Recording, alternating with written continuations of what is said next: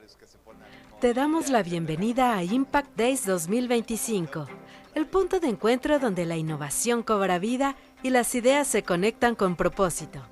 Durante estos días abriremos nuevas conversaciones, impulsaremos soluciones y celebraremos el poder del impacto colectivo. Este espacio es tuyo. Gracias por ser parte. Impact Days 2025, una iniciativa de Promotora Social México, Impact Hub Ciudad de México e Impact Ventures PSM. Buenas tardes, bienvenidos. Los invitamos a tomar lugares, ya vamos a empezar en breve.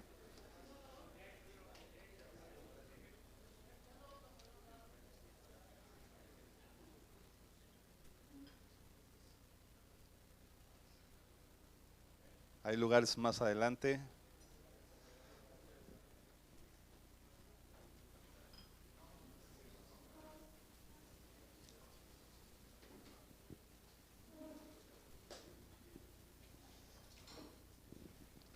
¿Tú eres el de Expo? A ti te voy a presentar para que tú des la... O sea, perfecto. Buenas tardes, bienvenidos a todos a los Impact Days. Yo soy Mario Marmisol, director de, de Promoción y Alianzas Estratégicas de Promotora Social México. Y a nombre de nuestra organización, de nuestra área de inversión Impact Ventures PCM, del Impact Hub Ciudad de México, les damos la bienvenida a este evento que está enmarcado entre los Impact Days, que es una serie de eventos que llevamos haciendo. Este es nuestro segundo año. Vamos a tener más o menos 30, 31 eventos, una agenda bastante nutrida, bastante completa, y que, bueno, algunos de ustedes ya estuvieron hace rato, entonces nos encanta que se avienten los maratones con nosotros en esta ciudad tan complicada.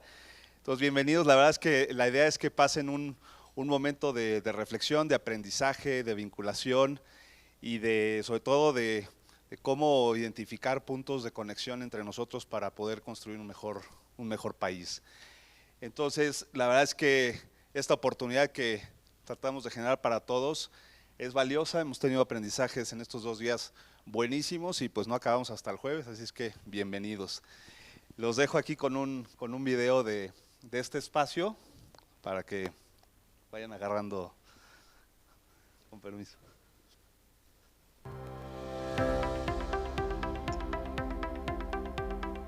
Te damos la bienvenida al Collab PSM, el lugar donde las ideas cobran vida.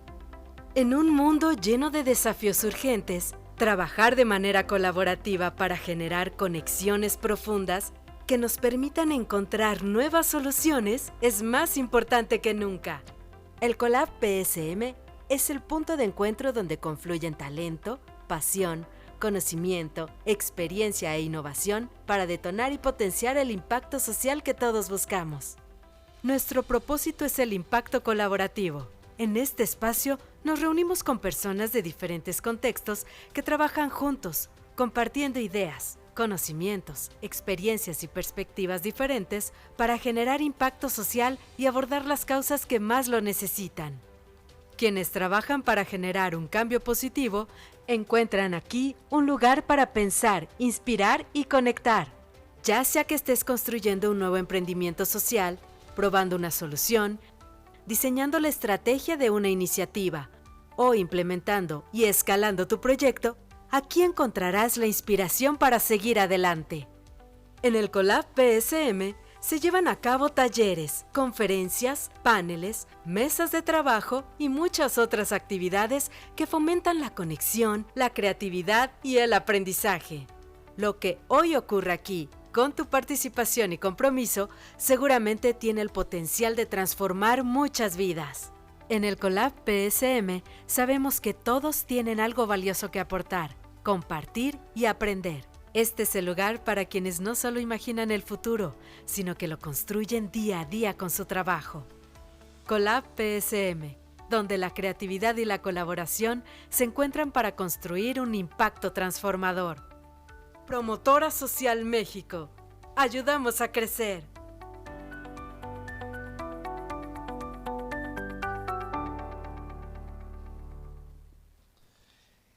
Un par de indicaciones prácticas.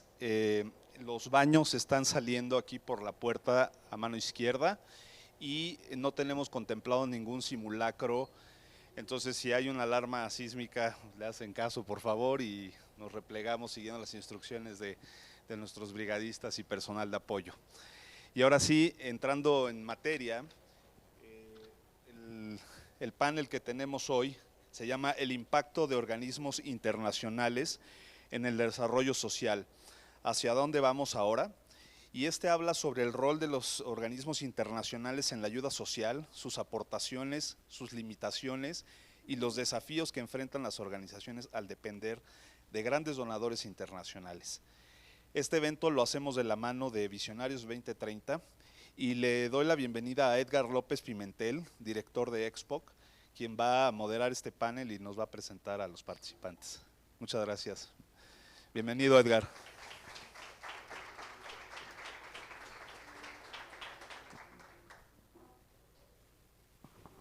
¿Sí? Sí. Hola, buenas tardes a todos, todas. Qué bonita tarde, qué buen tema. Y además el foro, el lugar, quien convoca, es un placer y para mí un privilegio saludarles y además moderar a 4 personas que nos platicarán de un tema que me parece, y estoy seguro que ustedes por algo están acá. La agenda internacional nos invita a platicar, a escuchar sobre qué viene, ¿no? Organismos internacionales, el impacto que tienen en el desarrollo y en la ayuda social.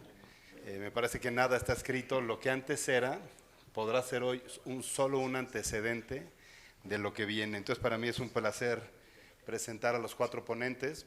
Ellos son Stephanie Heschenberger, quien es Head of Partnership and Funding of the Oxfam México. Bienvenida, Stephanie. A Gustavo Payán, quien es director de Estrategia y Evidencia de Impacto Sistémico para Promotora Social México. Y también a Rogelio Gómez Hermosillo, quien es presidente ejecutivo de Acción Ciudadana frente a la Pobreza. Y a Ricardo Bucio, quien es presidente ejecutivo para el CEMEFI. Muchas gracias a cada uno de ustedes. Bienvenidos a esta mesa, a este panel. Y bueno, pues el tema es muy rico. La manera en la que nos pusimos de acuerdo para abordarlo, creemos que es que tenemos que entender muchos sobre qué rol juegan los organismos internacionales. Mucho pasado, mucha esencia, no falta para irlo desdoblando a partir de qué hacen y qué implicaciones tienen. Hablaremos del impacto que han hecho, cómo se han financiado, qué implica el financiamiento. Me parece que es relevante hablar del actual, el estado actual, ¿no? Nacional, internacional.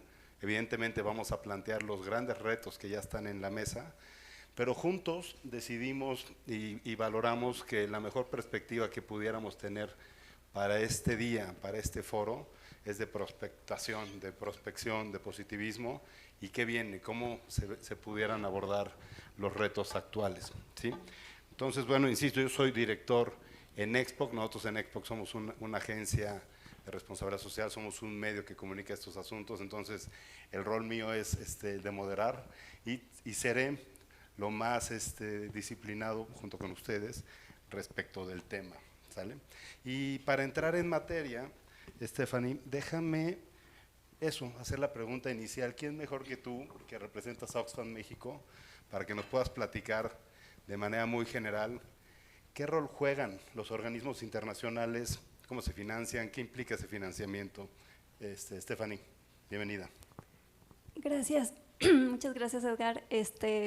Tengo el placer y presión de arrancar este panel con un panorama un poco más amplio de los organismos internacionales aquí. Querían solamente reconocer también que creo que el mensaje principal aquí es que estamos ante una gran transformación, ¿no? Una transformación generacional. De hecho, uno de los insumos que mencionan en la descripción de este panel es justo un reporte de McKinsey que habla de esta transformación generacional, y está muy bien que lo tratemos así y veamos la transformación no algo como algo inevitable que vas, ¿no? Sino hacia dónde queremos que vaya, ¿no? Cómo vamos a marcar esa transformación, ¿no? Entonces, vale la pena decir, Oxfam México es una organización mexicana que nació como una organización mexicana y que se afilió posteriormente a una confederación internacional.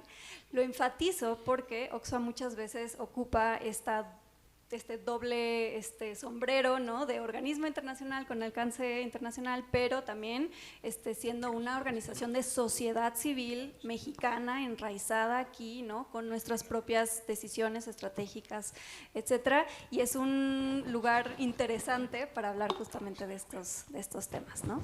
Entonces, bueno, pues vale la pena, o sea, pensar en cómo esta cooperación internacional pues nació después de la Segunda Guerra Mundial, ¿no? Ahí se institucionalizó, antes ya existían obviamente expresiones de apoyo transfronterizo, pero ahí realmente jugó un rol muy importante en la reconstrucción y en el desarrollo económico-social, ¿no? Y es importante mencionarlo así porque la ayuda para el desarrollo no está exenta de el contexto político, ¿no?, y lo que sucede en el momento, y hoy no es excepción de eso, ¿no? Entonces, bueno, jugó ese rol y fue después jugando un rol más hacia el financiamiento de agendas más progresistas, más de derechos humanos, ¿no?, más hacia el humanitario, la erradicación de la pobreza y la desigualdad también. Entonces se fue transformando, digamos esto.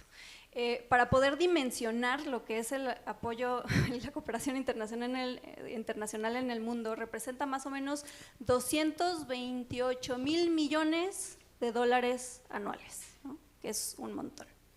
Sin embargo, la cooperación internacional pues no es solo el apoyo de las típicas agencias en las que pensamos como, no sé, la GIZ, la ECID, la ONU, la Unión Europea, sino es un tejido súper diverso de organismos que dan apoyo internacional, ¿no? También están las fundaciones filantrópicas o individuos filantrópicos, ¿no?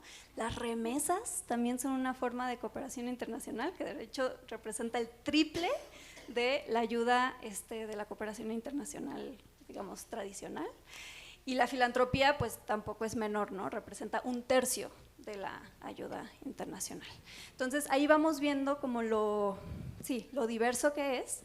Para México quizá la cooperación internacional, México no ha dependido tanto como otros países, ha representado como el 0.01% del PIB, pero de todas formas han jugado un rol muy importante en México también en cuanto a agendas como el Estado de Derecho, de la seguridad, ¿no? USAID es justamente como un donante importante en México también, ¿no? Creo que lo dejo ahí para no darme demasiado y seguiremos conversando. Muchas gracias, Stephanie. Ahora, Rogelio, vamos un paso adelante. La cooperación internacional, de manera histórica, como lo plantea Stephanie, ha tenido naturalmente tensiones con escenarios políticos y con el mismo tiempo que viven. Rogelio, ¿nos puedes dar un escenario sobre las tensiones que en la historia ha habido para la cooperación? Sí, claro. Muy buenas tardes. Qué gusto estar acá, acompañarles, conocer este bello espacio. Me gusta retomarlo donde lo dejó Stephanie, porque yo lo primero que quiero comentarles es que como buen representante del Jurásico, puedo decirles cómo la cooperación internacional de los 80s, que se volvió progresista y que tenía vinculación sobre todo con las iglesias o con posiciones de partidos progresistas, demócratas cristianos, socialdemócratas, jugó para europea y luego también la norteamericana, jugó un papel muy importante, al menos en la vertiente en la que yo tuve la fortuna de haber empezado mi carrera. Saliendo de la escuela pude empezar a trabajar en una organización de la sociedad civil que tenía financiamiento de una organización de las iglesias holandesas, de una de las iglesias alemanas y de otra de la cooperación inglesa. Entonces, mis primeros trabajos, yo puedo decir que entre muchas otras cosas de las que soy producto, porque uno es producto de diferentes procesos, uno de los que soy pero con mucha gente más, no quiero personalizarlo para nada, es de este sector que, digamos, creo que se mueven dos coordenadas del que estoy hablando. La coordenada que viene de las raíces freirianas, ¿no?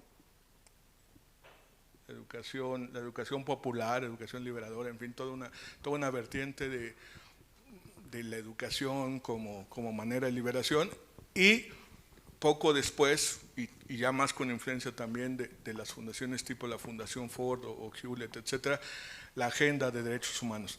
Si ustedes recorren la nomenclatura, por ejemplo, en los centros de derechos humanos, se encuentran: 1, nacimiento desde procesos pastorales, el Codutab en Tabasco con un jesuita, el Centro Pro pues, con los jesuitas en la Ciudad de México, el Victoria, en fin, no voy a hacer la cuenta porque no tenemos tiempo, todos, y fondos de Miserior, de ICO, ¿no? Todo esto, y del Oxfam, del Oxfam de neerlandés, yo siempre le decía holandés, perdón, pues, Novib, Oxfam, ¿no? Entonces, toda esta vertiente, pues, expresó un momento que yo le llamaría como muy de mucha cercanía, por lo menos con ese tipo de agendas, con agendas de derechos humanos y progresistas, y yo ubicaría la atención, porque en algún lugar hay que ubicarla.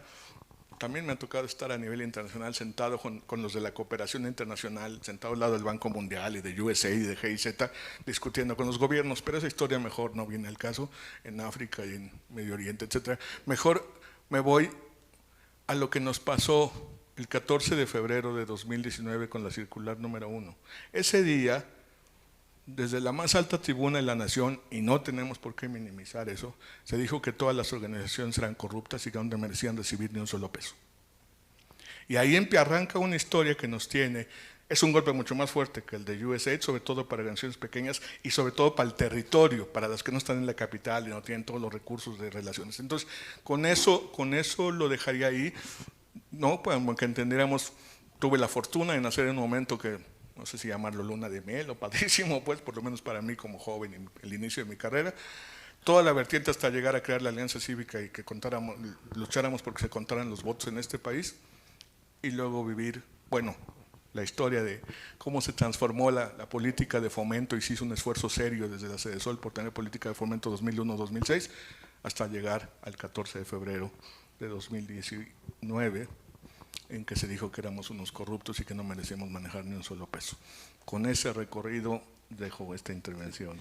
Dejas una liga muy tensa, hablando de tensiones. Y Ricardo, en esta secuencia, el ecosistema de las OSCs hoy día en México ha cambiado, ¿no? Sabemos que tienes una perspectiva privilegiada, clara, y una opinión al respecto. ¿Nos puedes dar un comentario al respecto? Bien, buena tarde a todos y todas.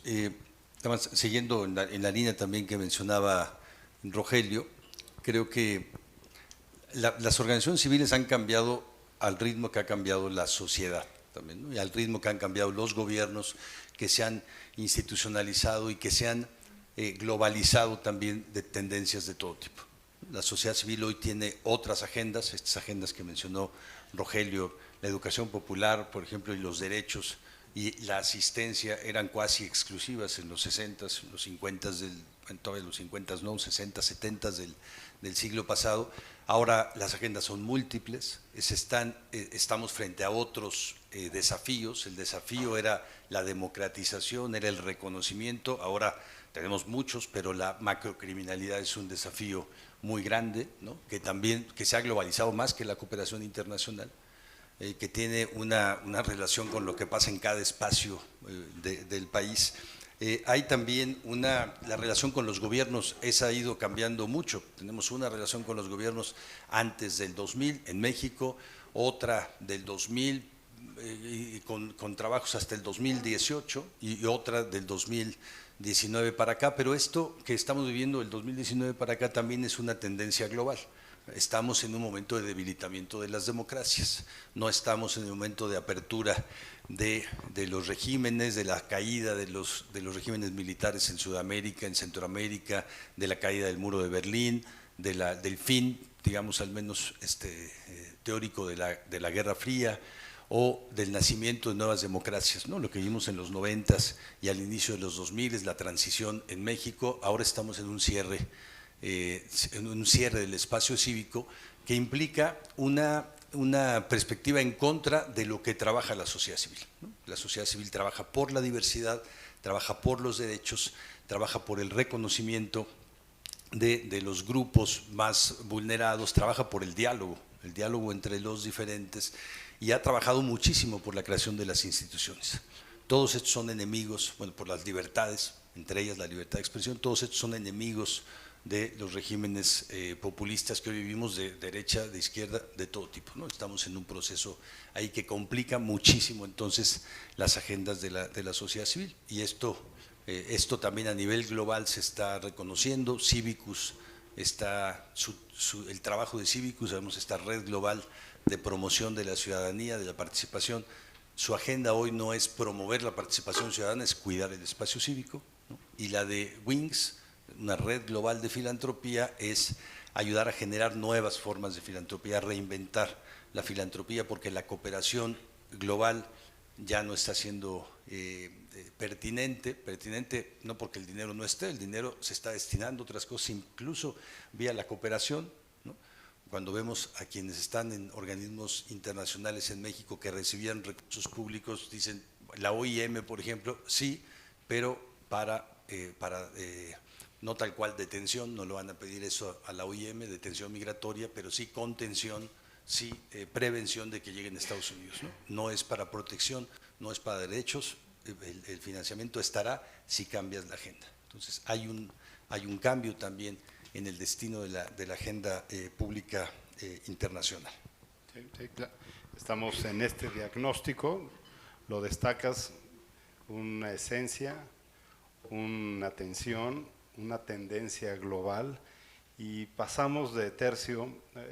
Gustavo, a preguntarte, me parece que no hay mejor escenario, mejor lugar, mejor foro para hablar de formas emergentes para financiamiento y colaboración, ¿no? Y con esto pasamos a una parte de tendencias. Gustavo, ¿nos puedes platicar sobre esta tendencia que estamos viviendo hoy día, dado el contexto que vivimos?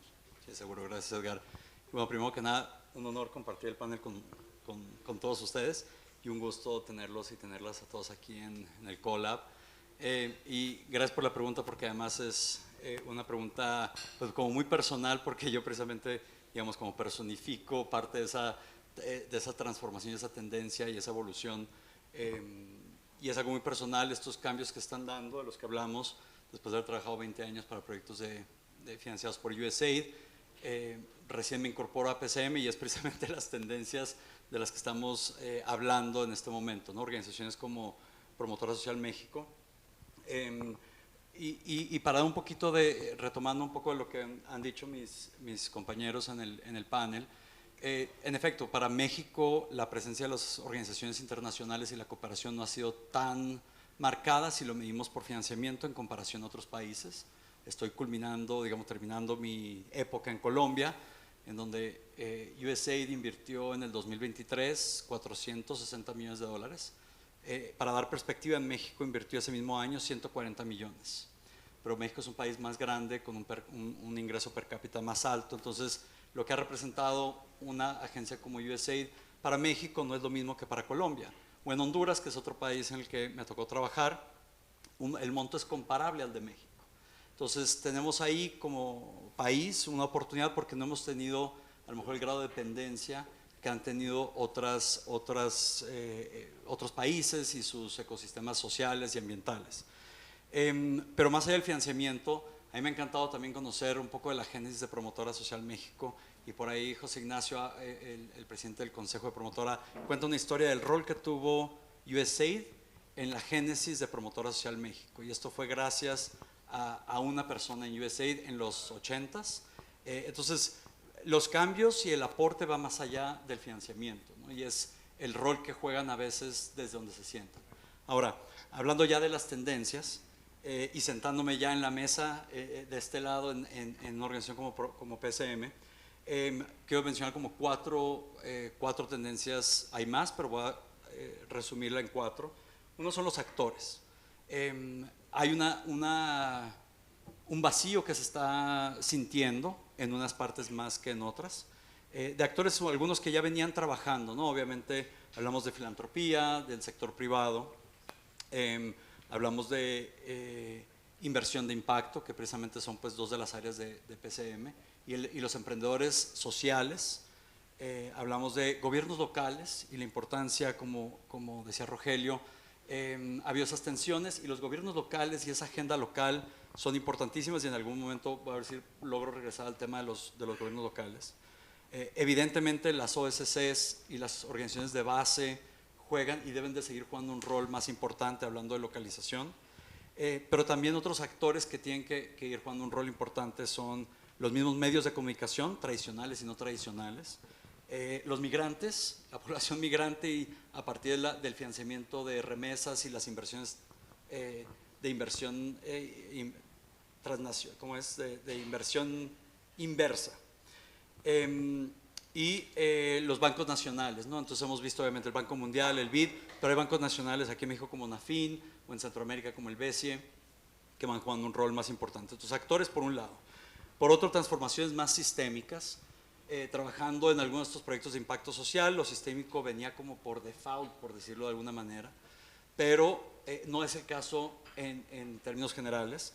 Entonces transformaciones sistémicas hablando de tendencias como impacto colectivo, de la filantropía basada en la confianza, del fortalecimiento de capacidades, de que no solo sea la entrega humanitaria o la prestación del servicio, pero el fortalecimiento de capacidades institucionales y organizacionales. Y otras tendencias como el financiamiento por resultados que ya algunas agencias lo implementan. Sería el segundo. Y muy rapidito, los otros dos sería la evidencia, y en relación a la evidencia lo voy a juntar con tecnología y la importancia que está jugando pues la inteligencia artificial y para aquellos que queden rezagados va a haber una brecha enorme en las transformaciones sociales. Pero también para el uso de los datos para generar información y conocimiento para una toma de decisiones más efectiva y más inteligente. Y finalmente, la localización y el poder de la agenda local y la importancia que cobra ahora también un balance en que las comunidades y lo local pueda definir su propia agenda de impacto social. Muy bien. Híjole, hiciste un mapeo muy amplio y casi es un borrón, volver a poner a los mismos, pero con una perspectiva distinta, ¿no? Porque es la misma esencia, es la misma intención, pero quizás sin un pasado que recordar. Y en ese sentido, Stephanie, las organizaciones tienen muy claro qué hacer, cómo hacerlo, traen mucho futuro, mucha esencia, pero hoy día el escenario que se está planteando obliga a la adaptación, a la capacidad de cambio, a encontrar y reconocer nuevos aliados. ¿Cómo lo están viviendo desde tu punto de vista las organizaciones internacionales esta adaptación? Stephanie. Sí. Ahorita que escuchaba a mis compañeros, me venía, o sea, creo que es importante pensar en esta adaptación o en ¿sí? cómo respondemos a las tendencias, no solo desde un punto de vista como de supervivencia, o sea, no se trata solo de sobrevivir como organización, sino se trata de cómo dentro de este contexto tan retador mantenemos nuestra autonomía como organizaciones y cómo nos volvemos mejores en llegar, ¿no? realizar la misión por la que estamos aquí, ¿no? Nosotras, voy a responder a esto un poco desde dos puntos de vista. Como Oxfam nos hemos estado transformando tremendamente desde el inicio de sus tiempos, o sea, nació siendo una organización humanitaria y pasó a dedicarse más a desarrollo y ahora es una organización mucho más de influencia, incidencia política, etcétera. Se ha transformado también en cómo las afiliadas operan. Hubo un tiempo en el que había 3, 4 afiliadas, es decir, Oxfam Holanda, Oxfam España, Oxfam Gran Bretaña, aquí en México, que estaban y hacían cosas completamente distintas. Y luego pasamos justamente a ser Oxfam México, ¿no? Una organización mucho más enraizada, lo cual ya habla de una transformación de Oxfam como una organización que antes era muy, bueno, y sigue siendo bastante, pero muy norte-sur, muy en esta cooperación tradicional, ¿no? un poco vertical, impositiva, etcétera, a ser ahora una organización mucho más localizada, ¿no? a nivel internacional.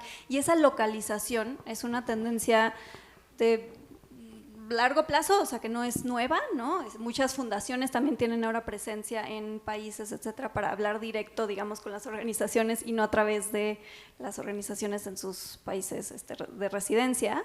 Y es algo que está, de hecho, ayudando mucho a las organizaciones en los países a movilizar financiamiento, ser justo más autónomas en decidir qué proponen, etcétera, ¿no? Pero, por otro lado, a ver, tenemos esta tendencia de reducción, de orientación, ¿no? del financiamiento, pero lo que realmente importa ahí no solo es que hay menos dinero y se va a otros temas, sino es qué movimientos hay ahí abajo que están causando esa reducción y reorientación, ¿no? Qué movimientos más conservadores, ¿no? Están ahí y cómo peleamos contra ellos, ¿no? Y cómo con este nuevo financiamiento logramos como ser más efectivas en eso, y por eso lo que menciona Gustavo de una visión más sistémica es muy importante. Esa es, creo que, una de las adaptaciones más importantes, que nosotros estamos mirando las problemáticas más como algo estructural. La educación tiene todo que ver con la salud, tiene todo que ver con las desigualdades de género, tiene todo que ver con la justicia económica, o sea, todo ¿no? va relacionado, y no se trata de, digamos, compartimentalizar las agendas. Entonces, esa sería, que viene con sus propios retos. Medir el cambio sistémico está tremendo, ¿no? Cómo pensamos en términos de agenda, y esta sería una invitación, digamos, a los organismos, a los organismos donantes también, ¿no? A las empresas, a pensar en las agendas mucho más como una agenda de largo plazo y no en proyectos que se implementan, ¿no? En unos meses, en un año, etcétera. Estamos viendo también un rol mucho mayor del sector privado. También estamos viendo que para nosotros como organizaciones de sociedad civil nos representa un reto. O sea, literal, las financiadoras, por ejemplo, en la Unión Europea, tiene toda una estrategia llamada el Global Gateway, que requiere que nosotros como organizaciones tengamos una alianza con sector privado para poder recibir financiamiento, y honestamente la sociedad civil nos cuesta, no sabemos cómo realizar esas alianzas. Entonces, empezar a pensar cómo, empezar a pilotear, ¿no? Formas de hacer esa alianza, es creo que la principal forma de adaptarnos, no solo para bajar financiamiento, insisto, sino para ser más efectivas en nuestra misión. Gracias, Stephanie. Y pones el tema, Ricardo, es necesaria la transformación, quizá, como lo expresan, el ecosistema social en México es rígido en términos de transformación o de adaptación. Sin embargo, es necesario, es inminente para que se siga no solo sobreviviendo, sino atendiendo lo que es esencial. Ricardo, ¿nos puedes dar un comentario sobre la transformación necesaria para el ecosistema social en México? Sí, bueno, solo parto de una digresión contigo, ¿no? Esto que decías que no hay dinero. Lo que ustedes han sacado reporte de desigualdad en México, lo que donan todos los organismos internacionales a México no representa ni el 10% de la familia que tiene el lugar 20 de las familias ultra ricas en México, ni el 10%. O sea, en México hay dinero. En México tiene la 14ª economía del mundo, ¿no? Y hay un índice global de donación que ustedes hacen, hace CAF, esta fundación inglesa que tiene más de 100 años, lo hace 15 años más o menos. Este índice mide ayuda a extranjeros, extraños, en encuestas en cada país, mide donación en efectivo y también mide tiempo voluntario. México está en el lugar 104, como 20 lugares atrás de Bolivia y como 60 lugares atrás de Guatemala. ¿Por qué México no está? ¿Por qué México no tiene ninguna agencia de cooperación? Bueno, tenemos a Mexid, que no sé si ustedes saben si a Mexid da cooperación económica a alguien, ¿no? No tenemos la ley incluso de cooperación internacional no permite expresamente la posibilidad de que hayan agencias de cooperación privadas, ¿no? Hay esta agencia de cooperación pública que no aporta, no está nunca en la lista de las 50 agencias de cooperación más importantes, no aparece en las listas de la OCDE en cuanto a cooperación internacional. Entonces yo creo que una de las cosas que tiene que pasar es que México se tiene que convertir en un financiador de sí mismo. Ayer estaba con una organización que trabaja, una organización de mujeres jóvenes, todas que trabajan para, entre muchas otras cosas, para generar procesos de liberación a mujeres injustamente presas que cometieron delitos menores acompañados de un hombre o una banda de narcotraficantes, ¿no? Que fueron mulas o alguna cosa así, que están presas por 10 años, todas tienen hijos en primera infancia y los procesos están listos para la liberación, necesitan 20 o 30 mil pesos por mujer para la liberación. Por cierto, se admiten todo tipo de donaciones para esta organización.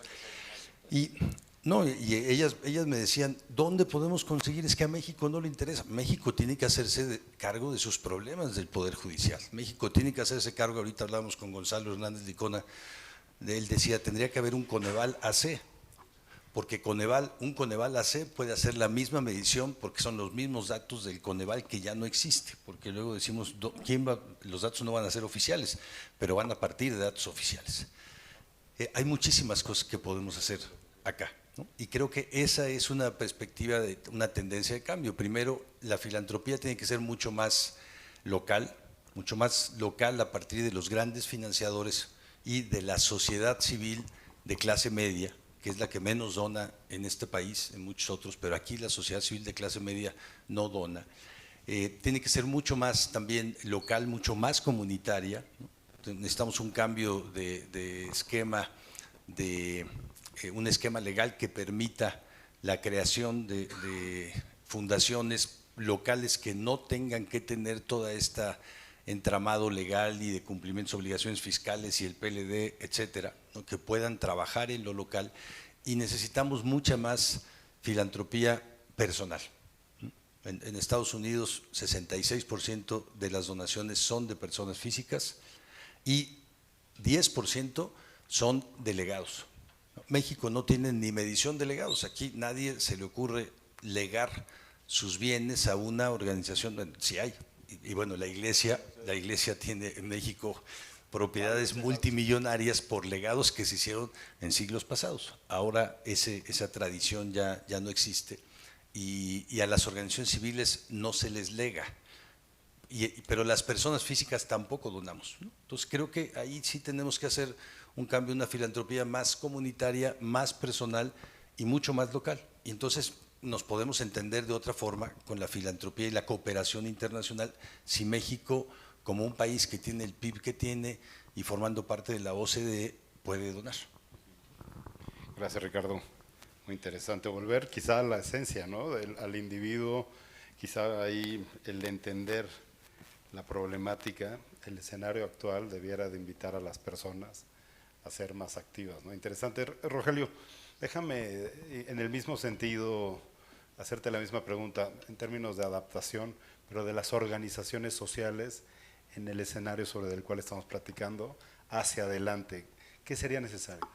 Sí, como pensando en hacia adelante, ¿no? Retomando lo que dije de cómo se fue constituyendo, en el fondo lo que según yo entiendo que pasó es que se fueron construyendo sujetos sociales con esa cooperación internacional progresista y solidaria que tenían agendas de valor, de interés público, y se fue desarrollando. Nunca se habló ese lenguaje, pero yo lo veo hoy y digo, pues estos sí hicieron el desarrollo de un ecosistema, que a lo mejor ni se lo propusieron, pero si uno mira el entramado de las organizaciones de la sociedad civil, por lo menos las de corte progresista, ¿no? De desarrollo y de derechos humanos, de los 90, dices, ahí se constituyó un ecosistema que dio lugar a un conjunto de agendas públicas bien importantes que fueron parte de la transformación democrática de México cuando estábamos en eso. Ya no estamos ahí, pero estuvimos ahí y jugamos y regresamos a regresar ahí.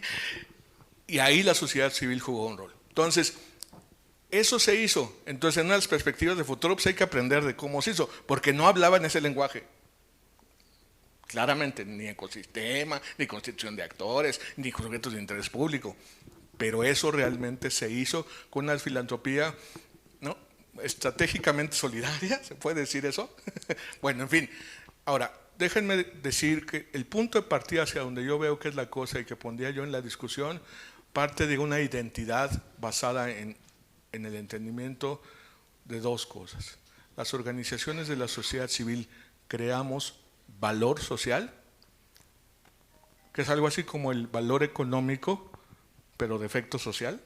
Y tenemos que discutir mucho eso, y aquí no da tiempo y la canción, pero hay, o sea, la palabra clave es valor. O sea, la equivalencia con lo económico es valor, por eso podemos hablar de inversión. Por si no estaríamos choreando la inversión, ¿no? Es inversión, pero en el fondo es filantropía, dáselo porque hacen cosas buenas. No, no, no. Hay valor, hay solución de problemas que tienen un costo. Que si no se hace eso, hay un costo mayor. Hay una discusión larga, compleja, pero me parece muy importante que se entienda que no es solo buena hondez, que no solo es altruismo, que sí lo hay, compromiso, entusiasmo, valores. La mayoría de los que están aquí supongo es porque tienen una convicción personal basada en una ética, seguro en una espiritualidad, por lo menos yo conozco acá y a varios que venimos de eso. Pero más allá de si es religioso o no, hay una convicción personal que da eso. Pero lo que quiero decir es que eso es lo personal. Lo colectivo es crear valor social, como las empresas crean valor económico. Y la otra, que ya no va a dar tiempo a explicarla, pero la dejo apuntada, es bienes públicos, interés público. Y eso nos mete al tema de la identidad de qué somos. Cuando se decía no gubernamentales, es como muy alucinante. Y cuando se dice no lucrativos, dice uno, pues sí, claro que no somos lucrativos en el sentido que no repartimos ganancias, pero manejamos dinero y sí queremos incidir en aspectos políticos macro, no de partido, pero sí de política, pues de lo público. Entonces, el interés público que está en la ley de fomento, creo que es el otro rasgo. O sea, no somos iniciativa privada disfrazada de filantropía. Somos iniciativa social pública, que no es gobierno, que no es empresa, y ahí empiezan los rollos porque el no nada más distingue, pero entonces ¿qué sí? Y entonces tiene lo que podría ser muy interesante, diría yo, lo mejor de las capacidades de lo privado, ¿no? Y de la empresa, y lo mejor de los intereses y el valor de lo común, del bien común, de lo público. Lo dejo apuntado porque creo que la identidad hay que construirla ahí y no en otro lugar, no en convertirnos en empresas con retorno de inversión económica. Quien lo pueda hacer, maravilloso, porque hay cosas que sí tienen retorno de inversión económica y se pueden vender y que lo tengan, pero no todo tiene retorno de inversión económica. El valor social tiene valor económico, lo que pasa es que hay que saberlo producir y saberlo presentar y saberlo medir y ahí entramos a otra cosa. Gracias. Bien. Rogelio, el valor que se asocia con impacto, con inversión, semántica, se tecnifica, pero se hace más sofisticado. Ahora, una misma pregunta para cada uno de ustedes, Stephanie. Si tuviéramos que ver el escenario al 2030, gracias, al 2030, es decir, en los próximos 5 años, y hubiera que priorizar algo para elevar el impacto social, para poder tener comienzo de transformación, Stephanie, ¿qué dirías tú que es lo más importante para los siguientes 5 años? ¿Por dónde tendríamos que empezar? Gracias.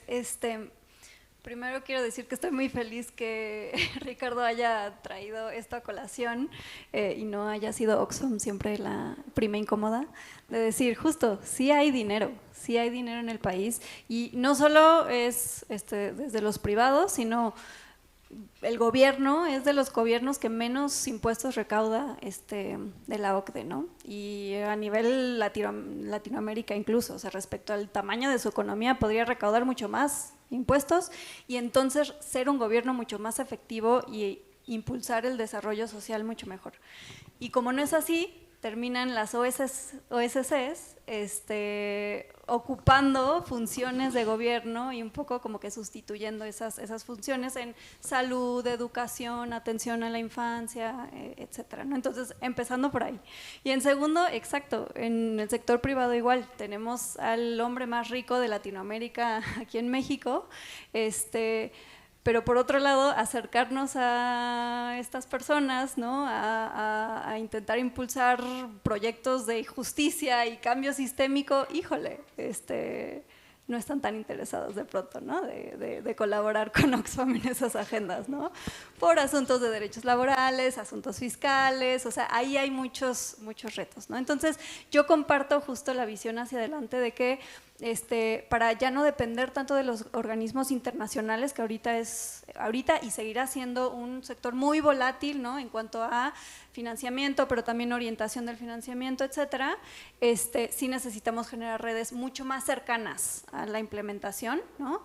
De filantropía, ¿no? de alianzas, etcétera, pero hay retos. O sea, les voy a decir, feliz Oxfam podría decir, vamos a concentrarnos en generar alianzas y financiamiento en el país, pero el ecosistema ahorita no está ahí. Oxfam va a seguir buscando financiamiento allá afuera porque es el tipo de financiamiento que nos permite ahorita hacer incidencia, hablar de justicia fiscal, influir, impulsar cambio sistémico. Y menciono quizá algunos ejemplos. Recibir financiamiento de gobierno, de tu propio gobierno, siempre es difícil porque quieres mantener cierta libertad de poder hacer crítica, ¿no? hacia el gobierno. En el sector filantrópico, digo, Ricardo sabe mucho más al respecto, pero en México lo seguimos viendo muy… o sea, sobre todo la filantropía corporativa. Sigue habiendo mucho pinkwashing, greenwashing, etcétera, ¿no? O sea, ahí seguimos viendo un tipo de filantropía pequeña, muy basada en proyectos. Entonces, buscar colaboraciones con la filantropía corporativa en México a veces es difícil, ¿no? Vemos también el tipo de financiamiento que hay. O sea, siguen siendo muy pequeños, muy restrictivos, ¿no? En la filantropía estadounidense está hablando ahorita de más financiamiento multianual, más fondos irrestrictos a estos fondos, más flexible, ¿no? Permitan a las organizaciones hacer lo que ellas saben hacer, ¿no? Eso es algo que nos falta en el ecosistema filantrópico mexicano. Creo que ahí lo dejo. Gracias, Gustavo. Déjame, además de la misma pregunta, pero déjame ver si nos puedes dar una perspectiva. ¿La iniciativa privada no está lista o no quiere intervenir de manera auténtica, más allá quizá de sus propios intereses para evitar el pinkwashing y el greenwashing? ¿Qué opinas? ¿Habría que en el corto, hacia 5 años, ayudarles a evolucionar, a que protejan su manera de intervenir? ¿Tienes la experiencia y el escenario que nos puedas dar un comentario? Pues no sé si tenga la experiencia, pero el escenario está. Entonces, no, yo creo que sigue evolucionando, ¿no? Desde el sector privado y tampoco es que sea completamente nuevo, pero es un proceso en donde por un lado sí se busca que la estrategia de negocio en sí tenga un impacto social, ¿no? Y es donde la inversión de impacto con emprendedores sociales es un mecanismo, y esto no tiene que ser microemprendedores, o sea, hay un rango amplio de emprendedores sociales y de empresas sociales o con un impacto social importante. Y por otro lado, desde la filantropía también concuerdo, y seguramente es muy heterogéneo, ¿no? Hay filantropía corporativa seguramente un poco más sofisticada, estamos viendo como los benchmarks como Gates Foundation, ¿no? Bill Gates dice, bueno, voy a donar mis $200 billones y me los voy a acabar y va a ir a esto, pero lo ha venido trabajando de manera muy inteligente por mucho tiempo. Ya tiene una causa que ha sido salud específica, digo, otros sectores, pero muy profundizando mucho en algún sector, entonces lo ha venido haciendo inteligente y vamos ahí detrás de esos modelos, ¿no? Pero es un proceso. Y hablando del sector privado, lo que sí creo es que también tenemos que, como sector privado, ya me paso a este lado, ser co-creadores de bienes públicos, ¿no?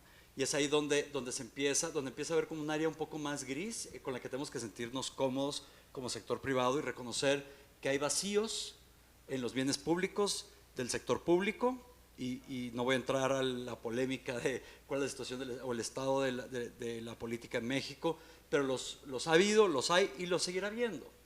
Entonces, el sector privado como un co-creador del bien público es un concepto que tenemos que seguir asimilando y apropiándonos de eso. Y desde el emprendimiento social y los emprendedores sociales, que sean los arquitectos de impacto social, ¿no? Ahora, eso requiere inversión y es mucho la apuesta, pues, de Promotora Social México y de muchos de los que están aquí. Para agregar un par de puntos al respecto sobre estas tendencias, o sea, de aquí a 5 años, yo sigo insistiendo que los medios de comunicación juegan un rol que a veces nos va del radar. Y aquí me refiero a medios tradicionales y no tradicionales, sobre todo cuando estamos en una era muy distinta a la de hace 20, 25, hace una generación. O sea, ya ni siquiera redes sociales, pero la inteligencia artificial, los medios digitales y todo tipo de plataformas. Y cómo los medios de comunicación pueden jugar un rol no solo de contar historias, o buscar la rendición de cuentas, pero crear nuevas narrativas y creérnoslas. Entonces, el rol de los medios de comunicación me parece que es importante y pasa en impacto social como a un lado.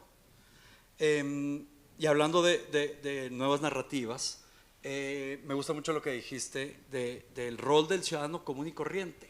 O sea, creer que hay una frase de John F. Kennedy Jr. que es: no preguntes lo que va a hacer tu país por ti, pregúntate tú qué vas a hacer por tu país. Entonces, el ciudadano común y corriente de clase media, el rol que jugamos, ahí el rol nuevamente de los medios de activar esa ciudadanía, esa participación cívica, el rol del sector privado de promover el voluntariado, la donación, y estamos muy lejos como país, y los datos que mencionas me parecen impresionantes y pues deprimentes, pero pues una gran oportunidad para que como ciudadanos comunes y corrientes tengamos un rol en la transformación social que queremos ver. Muy bien, interesante. No sé qué experiencia estén teniendo en lo personal cuando de nueva cuenta escucho conceptos como filantropía, el apoyo personal, construir activos sociales. Me estalla un poco la cabeza porque parece que son conceptos anticuados desde mi punto de vista y desde mi experiencia, ¿no? La semana pasada rápidamente entrevisté a quien dirige el principal Afore en México, siglo XXI de Banorte, y en el momento actual en donde el ESG también está medio desdibujándose, decía: es que no se llama ESG, estas siglas son muy técnicas y muy de finanzas. Se llama y se llamará inversión responsable, ¿no? Pareciera que estamos en este momento de prospectiva regresando a lo esencial. Rogelio, un comentario en términos de qué habría que priorizarse, de parte de las organizaciones para los siguientes 5 años. Pues mira, yo creo que está claro que este asunto de la adaptación y todo lo que se hace en el campo de la profesionalización, de colaborar con otras organizaciones, de saber encontrar cuál es pues el valor social o cuál es el resultado de solución para problemas comunes, porque en el fondo es eso lo que estamos creando, ¿no? Solución a problemas comunes, problemas que son de todas y todos de alguna manera. Creo que saberlo presentar, saberlo comunicar, todo eso está en el horizonte. Yo diría, a ver, la apelación es cómo convencemos. Me gustó mucho también lo de las personas, convencemos cada vez a más personas. Lo igual es que convencer persona por persona lleva mucho tiempo, mucho dinero, ¿no? O sea, porque es uno en uno, pues es tanto personal, no cualquiera nos podemos poner a recaudar fondos de personas, la verdad, porque no te daría, pero es importantísimo que suceda. Ahora, dicho eso, sí necesitamos convencer al sector inversor y donante, y hay que ver ahí las distinciones pueden ser muy importantes, y espero que haya una cadena de colores y no inversores y donantes, sino que haya toda una gama de posibilidades de cómo se acercan a que de veras se abran las gamas. Pienso en dos cosas. Pienso lo que pasa es que el contexto es adverso, pero no por adverso no existe. Los famosos bonos de impacto social, etcétera, el pago por resultados. O sea, alguien invierte y que el sector público pague si se dan los resultados, ¿no? Eso es muy común en diferentes contextos.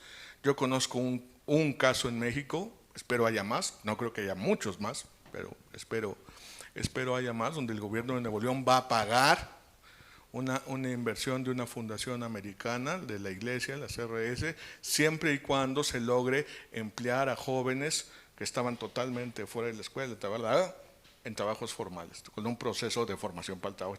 Algo muy concreto, específico, de valor social. Cuando yo hablo de valor social estoy hablando de esas cosas, o sea, de soluciones concretas a problemas concretos, porque el costo de jóvenes fuera de la escuela y del trabajo es altísimo en muchos sentidos, sobre todo si lo llevas, si lo proyectas hacia el futuro, pero incluso en valor presente. Entonces, ese tipo de escenarios.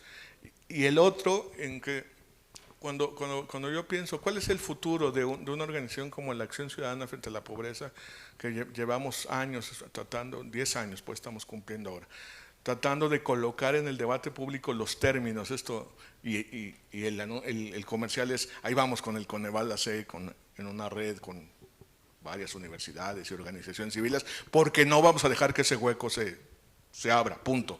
Ese hueco no se abre. No sé qué tanto vamos a poder hacer porque no vamos a tener los fondos públicos del Coneval, ni el acceso a la información de los programas. Pero ese hueco no se queda vacío. Sí o sí se cubre con un grupo, con una red, con un esfuerzo colaborativo. Luego les pedimos prestado para aquí acabar de afinar el asunto, porque está maravilloso trabajar aquí. Entonces, nada más digo, ese tipo de esfuerzos de decir, ¿cómo lograríamos una inversión de impacto para transformar la realidad de un territorio con un combo de acciones efectivas? Ese es mi sueño de retiro. Si alguien se interesa en invertir en eso, les doy mi teléfono. No es cierto, pero lo pongo como ejemplo, perdón que si es publicidad, pero sobre todo ese ejemplo de decir, a ver, tratemos de hacer cosas nuevas, pero no porque sean innovadoras de la gran tecnología y cómo la inteligencia artificial va a salvar al mundo. No, les aseguro que podemos meter inteligencia artificial en lo que hagamos, pero no es así.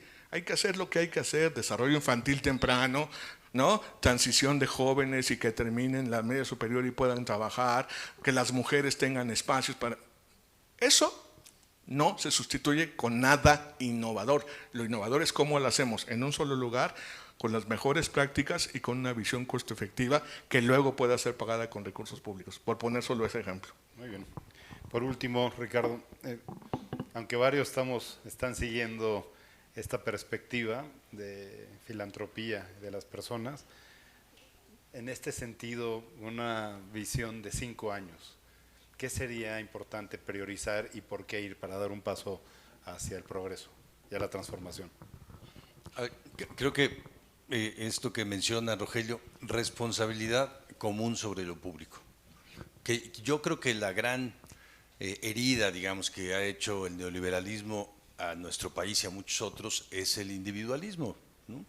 Ese sí ha sido, yo creo que el gobierno lo ha manejado con otra perspectiva, pero el neoliberalismo sí ha sido una cultura para que cada quien se haga cargo de sí mismo y cada quien se rasque con sus propias uñas, ¿no?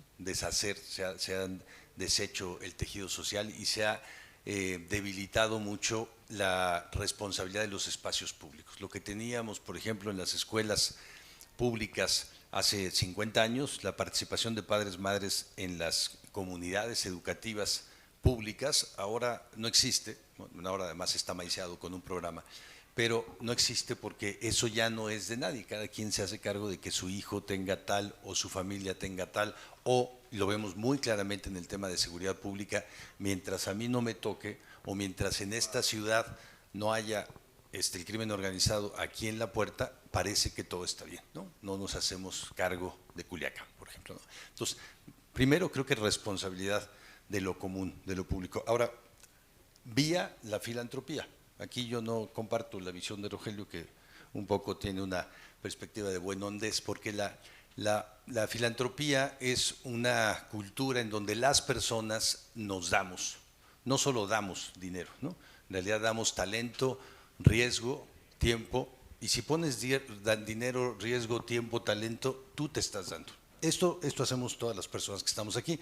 Eso, por ejemplo, ha hecho José Ignacio mucho tiempo, ¿no? Para crear una cosa y otra y otra. Nada lo has hecho sin riesgo, nada lo has hecho sin invertir dinero, sin tiempo, sin talento y sin sumar esas cosas de otras personas. Yo creo que esa es una visión que necesitamos impulsar. Ayer les comento una anécdota, pero tengo 14 chicos y chicas de 22 a 28 años que están trabajando con nosotros en CEMEFI, están en sus primeros años de empleo, y preguntábamos un poco qué pasó con esta, cuál es la diferencia, digamos, con quienes crearon las organizaciones de la sociedad civil hace 60, 50, 40 años, ¿no? De estos, los fundadores de las organizaciones de la sociedad civil, pues un poco como que no saben ubicarse, ¿no? Porque en realidad ahora, si tú dices cómo mejorar la nutrición infantil temprana, tú no dirías hay que crear algo, ¿no? Hay que ir a Estados Unidos a buscar ayuda en trenes, ¿no? Tú dirías pregúntale al chat GPT, ¿no? O ve a un lugar o busca dónde donar. Hay muchísimas cosas. Yo creo que las chicas y los chicos en esta nueva generación tienen de alguna manera posibilidad de creer que se tienen respuestas para todo. De creer, porque en realidad no tenemos respuestas para todo, pero la necesidad que había cuando libre acceso se iba a hacer de que no hubiera una sola rampa en el país, nada fuera accesible en el país, los obligó a salir a la calle a romper banquetas en sus sillas de rueda. Eso hizo Federico Fleischmann hace 40 años también, ¿no? No había necesidad no había posibilidad de, vamos a exigir incluso al gobierno que aplique este manual técnico. No había manuales técnicos, no había nada. Un lugar de estacionamiento, no había salvaescaleras, etcétera, ¿no? Bueno, también me parece que el para puede ser distinto. Tú esa inversión de ti mismo que haces en general para que sea efectiva de manera colectiva, ya lo puedes hacer para la asistencia, lo puedes hacer para la inversión responsable que dice Razú, o lo puedes hacer para la inversión de impacto o para la generación de derechos. Los destinatarios, digamos, de esa acción filantrópica colectiva pueden ser muchísimos porque las necesidades de intervención son muchísimas, pero creo que esta siguiente es una cosa que tenemos que impulsar mucho, la intervención, porque la cultura gubernamental que se inició hace 25 años de las transferencias financieras ha generado también una cultura social en donde puedes garantizar o creer, decir y también como ciudadano creer que se garantizan derechos a través de las transferencias personales. Ese discurso, yo creo que ese es el mayor logro en realidad de López Obrador, ¿no? Haber convencido al país, haber convencido a todos los partidos políticos de que esa es una manera y dejar de intervenir en lo público y transferir la responsabilidad, y cuando transfieres la responsabilidad, cuando transfieres el subsidio, transfieres la responsabilidad de los derechos al ciudadano. Esa ha sido una cosa gravísima. Y las organizaciones también estamos un poco en esa cultura, no porque transferimos, no tenemos dinero para transferir, sino porque asumimos que quienes tienen más derechos cubiertos que otra cosa. Fíjense, el dato 2008, la Ciudad de México, había 900,000 personas adultas mayores, ahora ya somos, bueno, yo desde la semana pasada ya me tengo que contar ahí, bueno, ahora 1,100,000 personas mayores de 60 años en la Ciudad de México, pero había 900,000 casi, 0 servicios de atención geriátrica, pero había 450,000 personas que recibían una transferencia financiera, mayores de 60 años, ¿no?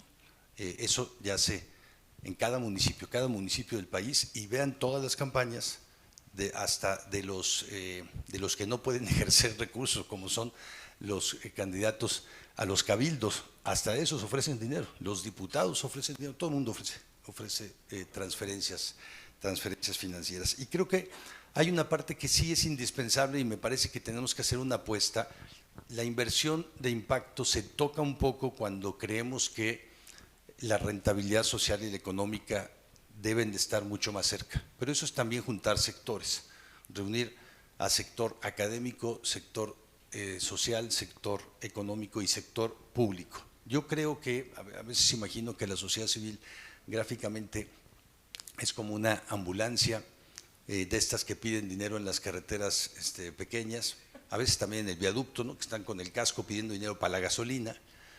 Sabemos que cuando hay una emergencia lo que están haciendo es pidiendo dinero para la gasolina, pero tenemos también que el sistema económico, el sistema político y ahora también el sistema macrocriminal va atropellando comunidades enteras muy rápidamente y muy masivamente.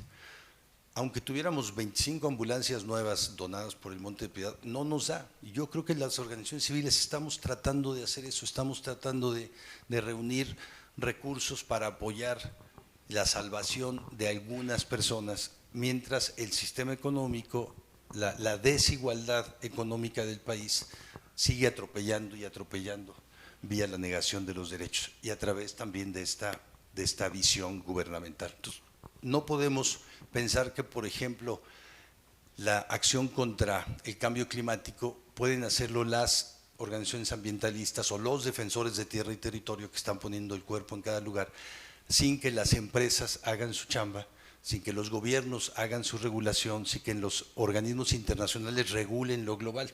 O lo hacemos todos o no hay manera de que nadie avance, ¿no? Al menos no para transformar, que era tu perspectiva, ¿no? Y terminaría con lo intergeneracional. Sí creo que es indispensable que esta perspectiva la podamos trabajar cada vez más con chicos y chicas. No sé quién tiene aquí menos de 29 años. Menos de 29. ¿2 personas? No de casado. 2 personas. Bueno, ¿quiénes son las 2 personas? No, con ánimo. Ustedes representan al 50% de la población, ¿no? El 50% de la población, el 50% más tenemos 30 o más años. Y este es uno de los foros, voy a foros varios cada semana, más jóvenes que he visto. O sea, yo soy de los jóvenes cuando voy a foros, ¿no? Las organizaciones, los consejos, no, sigo siendo. Fíjate cómo están los grupos. Sí creo que hay que hacer no hay que hacer un cambio generacional, hay que hacer un trabajo intergeneracional y para eso es indispensable sumar a los chicos y a las chicas al interés público, a la filantropía y también a estos procesos intersectoriales. Muchas gracias. Muchas gracias a cada uno de ustedes por sus participaciones, por el respeto al tiempo. Creo que nos vamos llenos de opiniones, de perspectivas. Quizá recordar que el nombre de este panel es el impacto de organismos internacionales en la ayuda social, hacia dónde vamos ahora. Y pudiera ser que, primero creo que los 3 tiempos en lo que platicamos, la esencia, el estado actual y la perspectiva, fue afortunado, porque si nos hubiéramos quedado en el estado actual, en donde el rol y las tensiones locales nos ciegan, nos frustran y realmente pudiera ser la gran adversidad, me parece, desde mi punto de vista, sin ningún afán protagónico, pareciera que el rol de los organismos internacionales es que sigan haciendo lo suyo, pero tiene que haber nuevos protagonistas y pudiéramos ser nosotros en lo personal esos protagonistas, ¿no? ¿Hacia dónde vamos hacia esa acción colectiva? Yo no me queda más que agradecerles a ustedes, les pido que les demos un aplauso a los panelistas.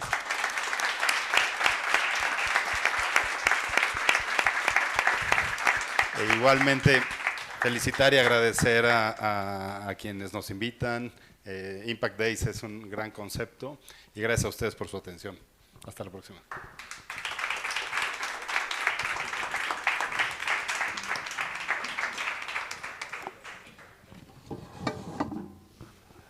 Pues muchas gracias por su participación, la verdad interesantísimo y muy retador todo lo que expusieron. A nombre de Impact Days les entrego un reconocimiento por su participación. Stephanie. Gracias, Gamal. Rogelio.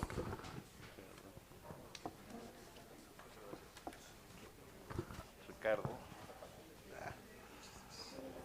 Edgar. Gracias. Gustavo.